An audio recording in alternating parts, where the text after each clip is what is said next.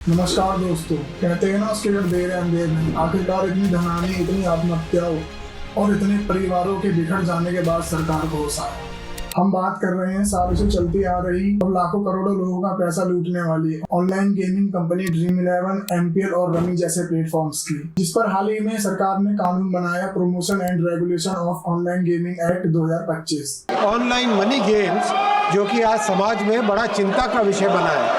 जैसा आपने आरंभ में कहा, कई ऐसे परिवार है, कई ऐसे व्यक्ति है जिनको ऑनलाइन मनी गेम्स के कारण एक एडिक्शन हो जाता है। जिंदगी भर की बचत गेम में उड़ा दी जाती है, जिसमें इन खेलों को दो भागों में बांटा गया। पहला रियल मनी गेम्स, दूसरा ई स्पोर्ट्स और एजुकेशनल गेम्स। इस एक्ट में रियल मनी गेम्स पर पूरी तरह प्रतिबंध लगा दिया गया। मतलब जिस भी खेल में पैसा लगाकर खेला जाता था और जीत के बदले पैसा दिया जाता था, चाहे वो स्किल बेस्ड गेम हो या गेम ऑफ चांस हो, अब सब इलीगल है। और इसी के साथ सालों से चलते आ रहे जनता और कोर्ट के बीच के विवाद को खत्म किया गया, जिसमें ये साफ कर दिया गया कि जिस भी ऐप या गेम में पैसों का लेन देन होगा वो सब इलीगल है। वहीं दूसरी तरफ ई स्पोर्ट जैसे PUBG, free fire, ludo king, candy crush जो गेमिंग से ना जुड़े हों, एजुकेशनल गेम्स जैसे ड्यूलिंगो, इन सबको बढ़ावा दिया गया। साथ ही इस पर निगरानी के लिए नेशनल ऑनलाइन गेमिंग कमीशन का भी गठन किया गया। इससे उन कंपनियों को बहुत बड़ा झटका लगा है जो आज तक खुद को स्किल ऑफ गेम बताकर जुआ खिलवाती आ रही थी। इस बिल को अश्विनी वैष्णव जी द्वारा 20 अगस्त को संसद में पेश किया गया और 22 अगस्त को प्रेसिडेंट की मंजूरी के बाद लागू कर दिया गया। पर सोचने वाली बात है, आखिर कैसे ये कंपनी इतने सालों तक हमारे देश में घुस के हमें लूटती रही और हमारे यूथ को खोखला करती रही। अगर ऑन डाटा रिकॉर्ड की बात की जाए तो भारत में इन जुए वाली कंपनियों के जाल में फंसकर करीब 69 से ज्यादा लोगों ने सुसाइड किया है और इसमें 45 करोड़ यूजर्स फंसे हुए हैं, जिससे हर साल 20,000 करोड़ का नुकसान होता है। अनऑफिशियली देखा जाए तो ये नंबर और भी अधिक हो सकते हैं। ये डाटा सरकारों और लोकल पुलिस द्वारा दबाने छुपाने की कोशिश की जाती है। प्रधानमंत्री मोदी जी ने इस बिल को युवा समाज के लिए एक महत्वपूर्ण कदम बताया, गेम को अवसर के रूप में देखने को कहा और जुए को विनाशकारी बताया। वहीं दूसरी तरफ कर्नाटका के आईटी और बायोटेक मंत्री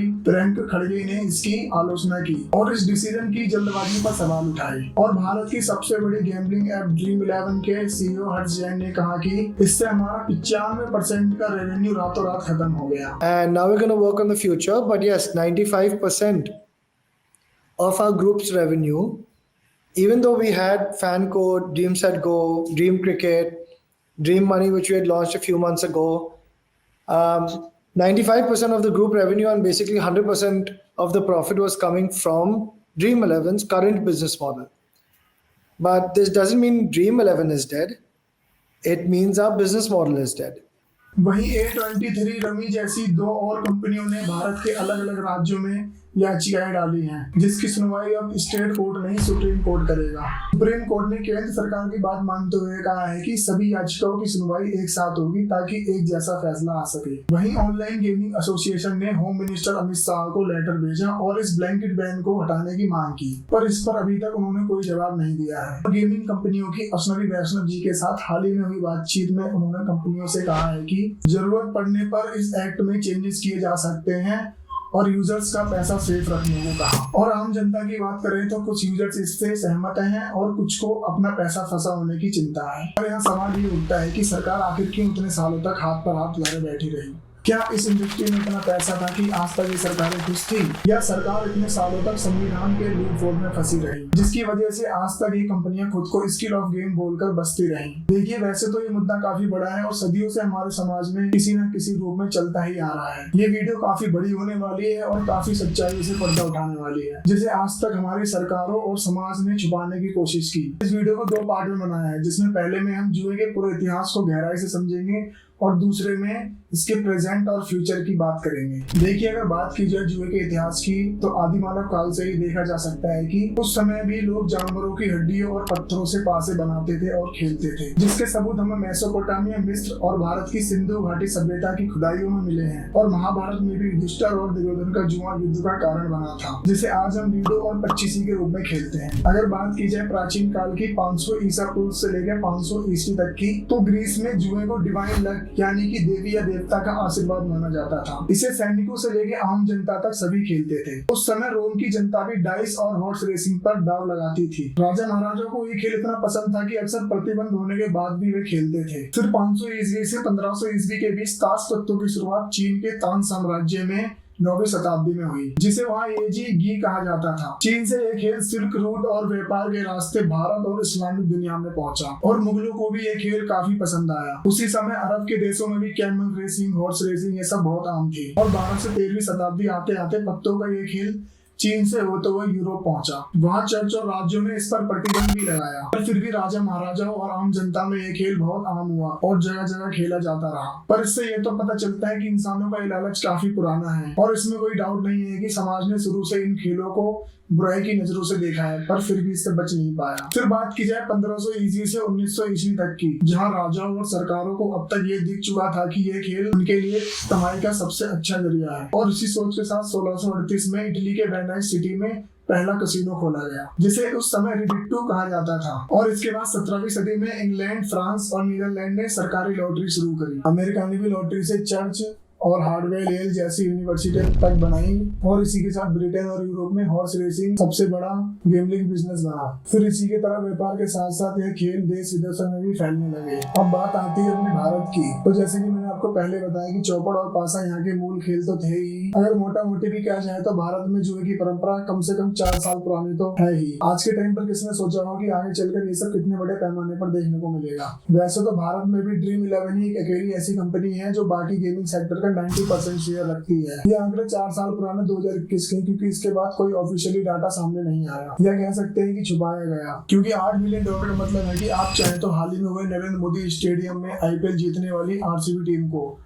लगभग 30 बार खरीद सकते हैं। और यही नहीं, आप चाहो तो टोटल आईपीएल टीम्स को 2 बार खरीद सकते हो। तो सोचो कितने बड़े लेवल पर हमारे देश में गैम्बलिंग की जा रही थी। पर इमेज वन जैसी कंपनियों ने इलीगली भारत से लाखों करोड़ों रुपए कमाए। आईपीएल से जुड़कर इन्हें इतना प्रॉफिट होने लगा कि पैसों की कमी ना होने के कारण इन्होंने बहुत बड़े लेवल पर एडवर्टीजमेंट्स की और एक्टर्स से लेके क्रिकेटर्स और आईपीएल स्पॉन्सरशिप से लेके इलीगल सोशल मीडिया तक को खरीदा और हवाला का यूज कर करोड़ों रुपए गायब किए। और समय समय पर लोगों ने इसके विरोध में कोर्ट के दरवाजे खटखटाए, पर नतीजा इन कंपनीज के फेवर में आता रहा। हो सकता है कि इतने बड़े नेटवर्क को चलाने के लिए इसमें सरकारों का भी हाथ हो। इसके बारे में हम आगे वीडियो में बात करेंगे। अब टॉपिक पर वापस आते हैं और चलिए जानते हैं भारत में गैम्बलिंग इंडस्ट्री की कहानी शुरू से लेकर अंत तक। वैसे तो भारत में चौपड़ और पासा यहाँ के मूल खेल थे ही, पर वेद पुराणों में इसे सामाजिक बुराई बताया गया था, इसलिए भारतीय इसे सामाजिक बुराई की तरह देखते थे। सिर्फ बड़े बड़े राजा महाराजा या उच्च वर्ग के लोग ही इसे खेला करते थे। सदियों साल पीछे जाए तो हमें पता चलता है कि सिकंदर द ग्रेट जब ग्रीक से यूनानी के साथ 327 ईसा पूर्व में भारत आया,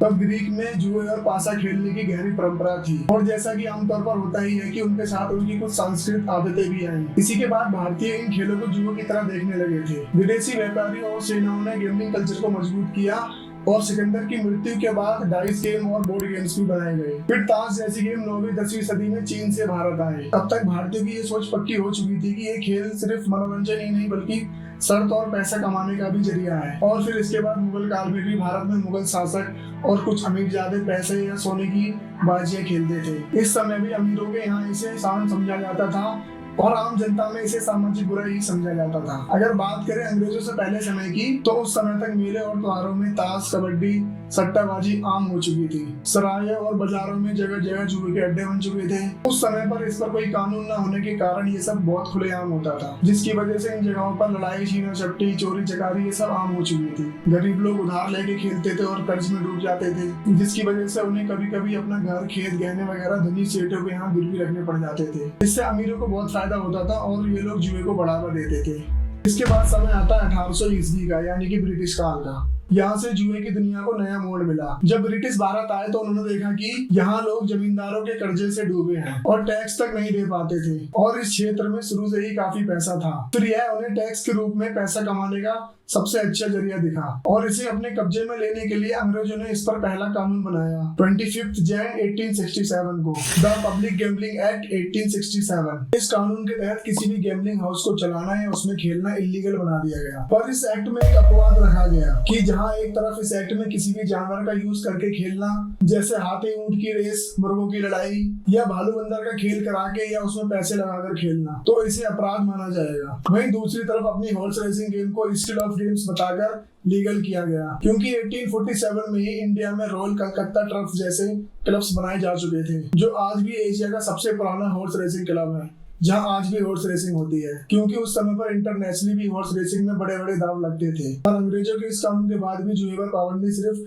कागजों में ही लगी थी और आम जनता मनोरंजन के तौर पर या चोरी छुपके इसे खेलते थे। आम बाजारों और मेलों में ये देखने को मिलते थे। एक्ट बनने के बाद अंग्रेजों ने इस पर ध्यान नहीं दिया। असल में तो अंग्रेजों को इस कानून के जरिए पूरे बाजार पर कब्जा चाहिए था, क्योंकि शुरू से ही इस सेक्टर में बहुत रेवेन्यू था। आगे चल के हॉर्स रेसिंग और गेम ऑफ स्किल वाले लूपहोल का यूज करके इंडिया की आज की फैंटेसी गैम्बलिंग एप्स ने एंट्री ली। और जब ये कानून बना तब ना इंटरनेट था ना मोबाइल फोन, तो किसी को भी आइडिया नहीं था कि अंग्रेजों का बनाया गया अपने फायदे के लिए यह लूपहोल आगे चल के भारत को कितना नुकसान देगा। फिर 1950 आजादी के बाद जब हमारा संविधान बना, तब उस समय संविधान को जल्दीबाजी में बनाने के चक्कर में इस पर ध्यान नहीं दिया गया, यह शायद अनदेखा किया गया।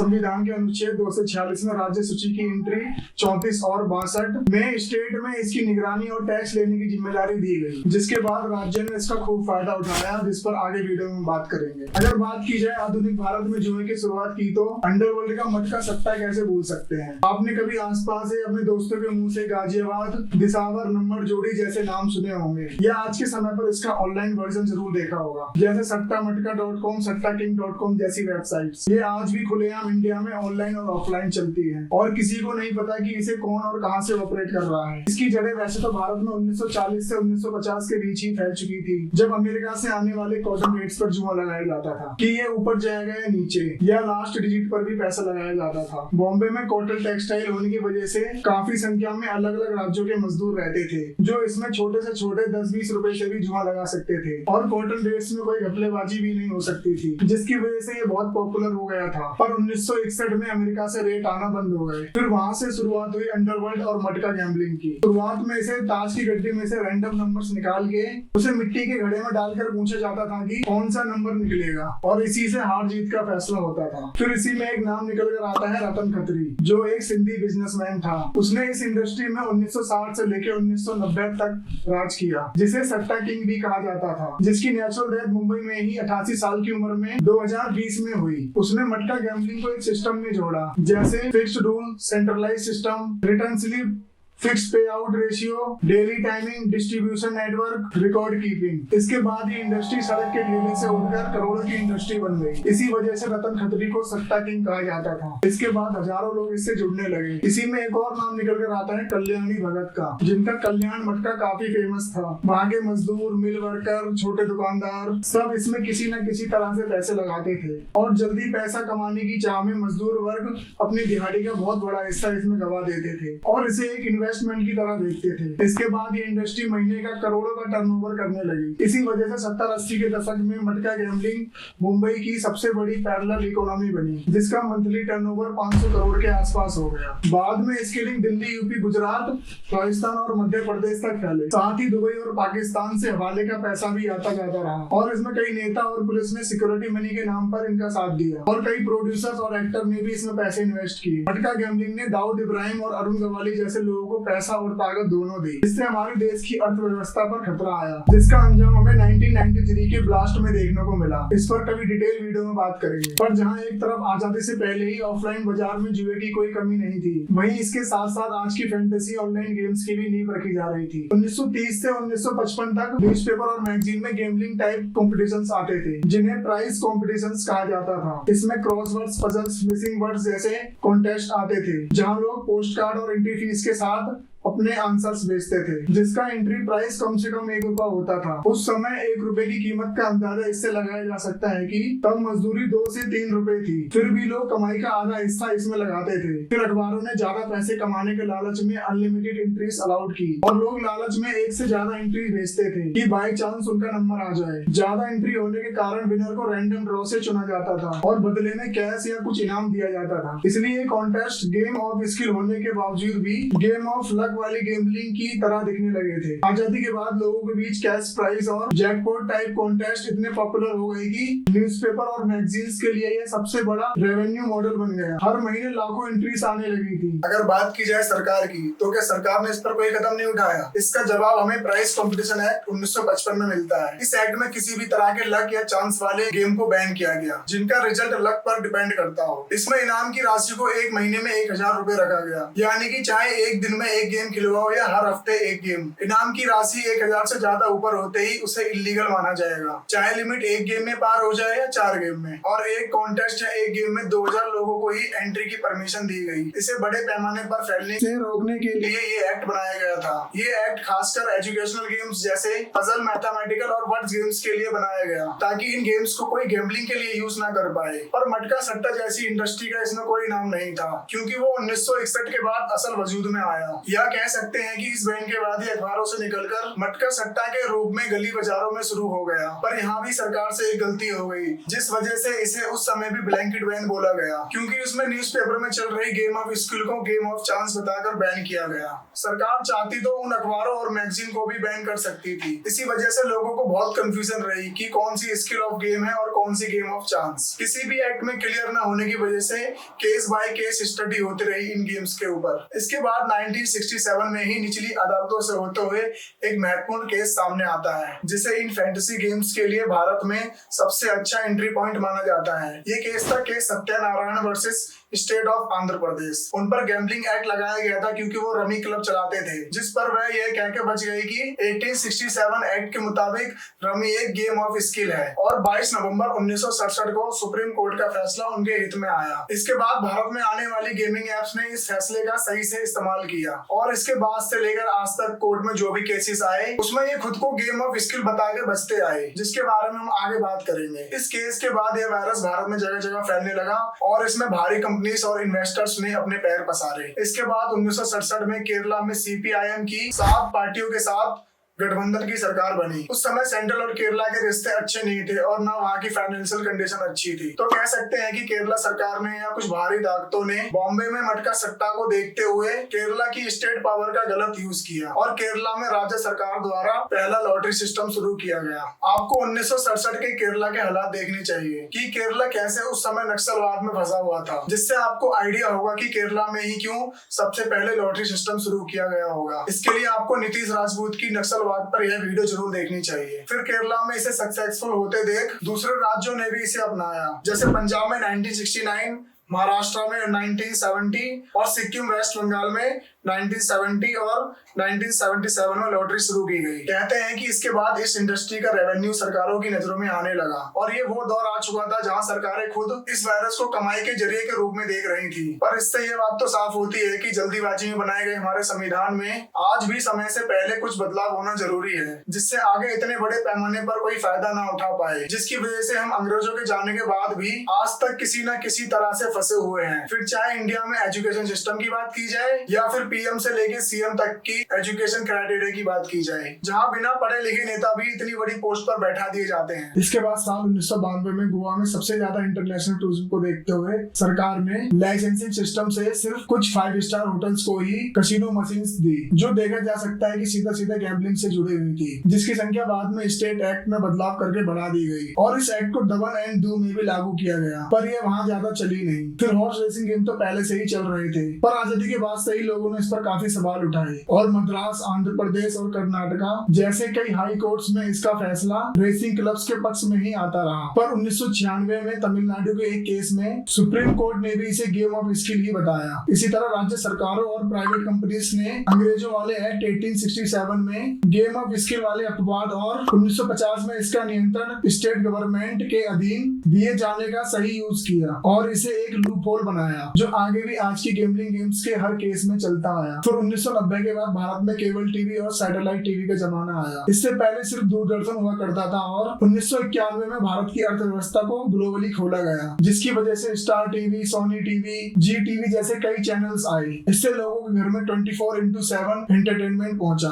और साथ ही ये एडवर्टीजमेंट का सबसे बड़ा प्लेटफॉर्म बना। इसके बाद बॉलीवुड की कई फिल्मों में कसिनो सट्टा और कार्ड गैम्बलिंग को ग्लैमर या क्राइम के हिस्से के रूप में दिखाया गया। गोवा और Macau casino style sets, rummy, 3 पत्ते पट्टी टेबल सीन्स और हॉर्स रेसिंग बैटिंग के शॉट्स इस्तेमाल होने लगे। इससे जुआ एक बैकड्रॉप बन गया जिसमें हीरो हीरोइन या विलन की कहानी घुमाई जाती थी, जिसका उदाहरण हमें उस समय की कई फिल्मों जैसे बाजी, जुआरी, ये रात फिर न आएगी जैसी फिल्मों में देखने को मिलता है। इस दौर में गोवा और दुबई जुआ पार्टीज के लिए मेन हब बने, जहां बॉलीवुड सेलिब्रिटीज बुलाए जाते थे और एनआरआई ऑडियंस के लिए मकाओ, दुबई और लंदन के कसिनोज में अवार्ड शोज और स्टेज शोज कराए जाते थे। 90 के दशक में दाऊद गैंग और अंडरवर्ल्ड के असर से जुआ बॉलीवुड फिल्मों का हिस्सा बन गया, जिसे आमिर, शाहरुख और जैकी श्रॉफ जैसे स्टार्स ने पर्दे पर और भी चमकदार बनाया। और इसी समय पर बॉलीवुड के आ जाने के बाद से मुंबई का अंडरवर्ल्ड अपने पीक पर था, पर 1993 के हमलों के बाद सरकार ने हर मुमकिन कोशिश की इस सेक्टर को चलाने वालों की कमर तोड़ने की। जगह जगह इनकाउंटर्स हो रहे थे और इसके बाद कई गैंग्स अंडरग्राउंड हो गए, और इसी पर चोट मारने के लिए सरकार ने 2 अक्टूबर 1998 को एक एक्ट बनाया जिसका नाम था the lotteries and regulation act 1998, जिसमें ये कहा गया कि प्राइवेट लॉटरीज पूरी तरह से बैन रहेंगी और सिर्फ राज्य सरकार चाहे तो खुद या टेंडर पर लॉटरी चला सकती है, और इससे लॉटरी रेवेन्यू पर पूरी तरह सरकार का कब्जा रहेगा, ना कि अंडरवर्ल्ड या किसी प्राइवेट कंपनी का। इसके बाद अंडरवर्ल्ड कमजोर पड़ा, पर जब तक वो अपने पैसे हवाला के जरिए और कई बड़े लिंक से विदेशों में जमा कर चुका था, और आज भी सट्टा किंग का नेटवर्क नई टेक्नोलॉजी का यूज करते हुए इंडिया में बड़े पैमाने पर देखा जा सकता है, ऑनलाइन वेबसाइट या गली मोहल्लों में, जिसे आज सट्टा लगाना कहा जाता है। आखिर 2000 आते आते यह देखा जा सकता था कि सरकार द्वारा अपने फायदे के लिए शुरू किया गया व्यापार आज उनके ही हाथों से निकल चुका था। देखिए, किसी भी आज की समस्या को जानने के लिए इतिहास का समझना बहुत जरूरी है। इस पार्ट में हमने जुए के पूरे इतिहास को गहराई से समझाया है, जिसकी वजह से ये वीडियो काफी लंबी हो गई है। इस पार्ट को अब हम यही खत्म करते हैं और अगले पार्ट्स में हम इन पॉइंट्स पर बात करेंगे। कैसे साल 2000 में फैंटेसी एप्स की शुरुआत हुई, क्यों पहली फैंटेसी गेम 2003 में फेल हुई, यूके से पढ़ के आए हर्ष जैन ने कैसे हमें लूटा और देश का पैसा बाहर भेजा, कितने लोगों का पैसा डूबा और सरकार ने कितने करोड़ कमाए, आखिर क्यों यूएनओ की चेतावनी के बाद भी ये ऐप इंडिया में फली फूली, कैसे बनी ड्रीम 11 $8 मिलियन की इंडिया की सबसे बड़ी फैंटेसी गेम, कैसे ये गेम्स इलीगल सर्वर का यूज करके फ्रॉड करते थे और हवाला और बिटकॉइन का यूज कैसे किया जाता था, और कैसे 0.0006% चांस है इन गेम्स में जीतने का। महाकाल नेटवर्क के बारे में पूरी कहानी, और ऐसी क्या वजह रही कि सरकार ने अपना 20,000 करोड़ से भी ज्यादा का रेवेन्यू लॉस किया। क्या ये सच में कोई जनहितकारी कदम है या केंद्र सरकार की बिहार इलेक्शन पर कोई चाल। देखिए अगली वीडियो अगले पार्ट में। धन्यवाद।